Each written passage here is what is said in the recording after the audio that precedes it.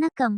கள்ளக்குறிச்சி மாவட்டத்தில் இன்று ஜூன் 6, 2024 கள்ளக்குறிச்சி அரசு மருத்துவக்கல்லூரி மருத்துவமனை வளாகத்தில் மாற்றுத்திறனாளிகளுக்கான மருத்துவ சான்றுடன் கூடிய அடையாள அட்டை வழங்கி வாராந்திர முகாம் நடத்தப்பட்டது. இந்நிலையில் அரசு எலும்பு முறிவு மருத்துவர் திரு. ஜீவா அவர்கள், காது மூக்கு தொண்டை மருத்துவர் திரு. வாசவி அவர்கள், மனநல மருத்துவர் திருமதி பாக்யராஜ், கண் மருத்துவர் திருமதி. காயத்ரி ஆகிய மருத்துவர்கள் கலந்து கொண்டு மருத்துவ சான்று வழங்கினார்கள். மேலும் முகாம் மாவட்ட மாற்றுத்திறனாளிகள் நல அலுவலர் திரு. க. சுப்பிரமணி அவர்கள் தலைமையில் நடைபெற்ற நிலையில் முடநீக்குயியல் வல்லுநர் திரு.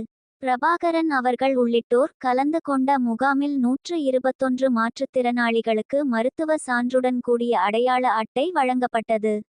மாவட்ட செய்தியாளர் ச. துரைமுருகன்.